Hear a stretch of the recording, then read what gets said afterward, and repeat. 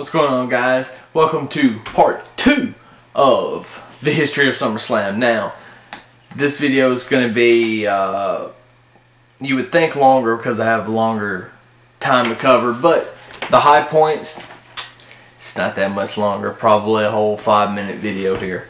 1998, you see Triple H and The Rock, the IC title ladder match. I mean, come on. What more do you want? I mean, two of the greatest of that era in their absolute... Well, The Rock, I still think that they weren't in their prime until about 2000, but The Rock losing here pushed him up to the WWE title, so it was good. And Austin Taker for the WWE title, I mean, the build-up to that match was just phenomenal, and it really showed that... It showed that the two could draw money together, and did a couple of times over the next, couple of years. Well, many years. 1999, I just want to say Test and Shane McMahon, Greenwich Street Fight. I think it was called a... I can't remember what it was called. Something or lever match, something. It had to do with Test and Stephanie and their marriage. The Lions Den match between Shamrock and Blackman was just, I liked it, so I don't care. And then there were other things, but for the sake of time, I'm gonna move on. 2000, TLC 1. Need I say more? Edge, Dudley's, Hardys. Do I need to say more? Edge and Christian, Dudley's, Hardys. I mean, really. The Rock, Triple H, Kurt Angle, WWE title. You need to watch that match, okay? Because that match is absolutely phenomenal.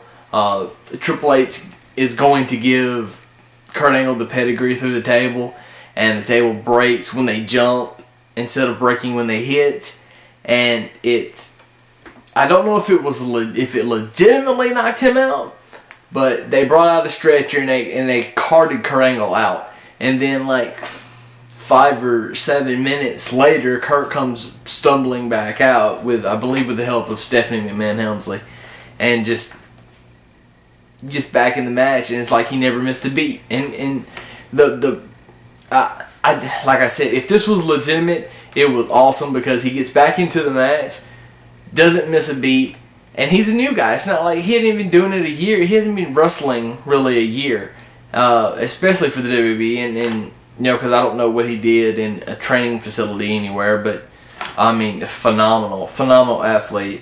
Even then, especially then, as he still is today. I mean, let's just be real. 2001. A phenomenal, I think, Intercontinental title match, and you should really, I recommend you go look it up. Edge versus Lance Storm, and also RVD and Jeff Hardy ladder match for the hardcore title, which those two always had great matches, always, back in that time. 2002, just another classic match, Edge versus Eddie Guerrero.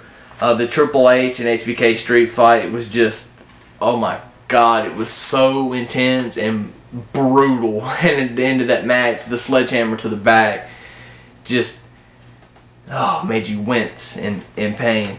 Also, this is the year that that Lesnar rises to the occasion. He becomes like the youngest at this time WWE champion. In fact, I think he's still the youngest WWE champion. Orton, a couple of years, becomes the youngest world heavyweight champion, so there you go. And then 2003, Angle, Lesnar. That pay-per-view was sold on that match. 2004, Orton wins the world heavyweight title. Kurt Angle and Eddie Guerrero have another fantastic match. I mean, you just no way around it. 2005, Edge and Matt Hardy. There was not a hotter feud in the WWE. I don't care who your name is or what you think you're about. There was not a hotter feud. It was all the buzz on the internet.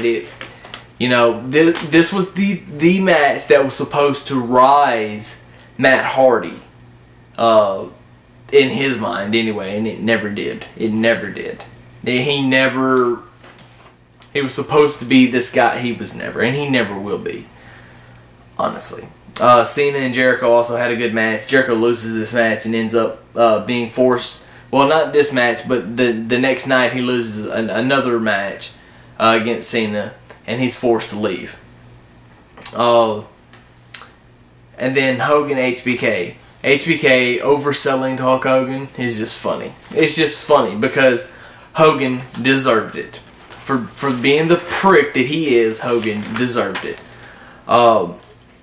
2006, Foley, Flair, I Quit.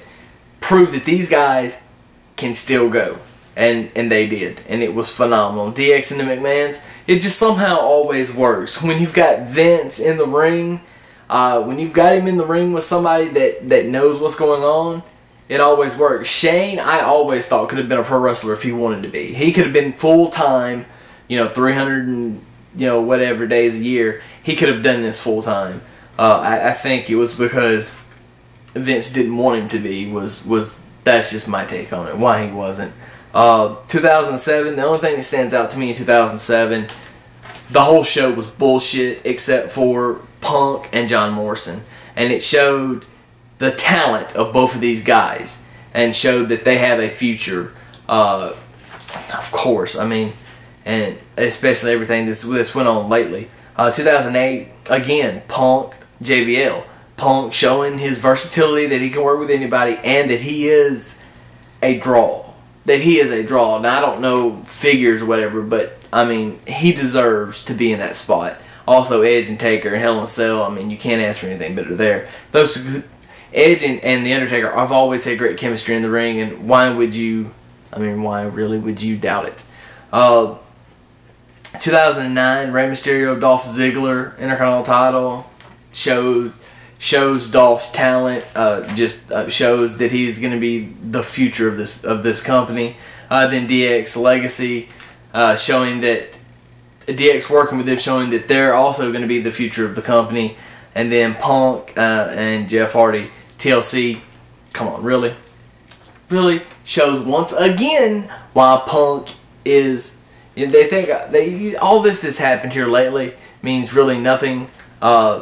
It's been proven that he is what he said he was. And then 2010, Dolph and Kofi, two young guns. The Nexus and WWE thing, great idea, done horribly wrong.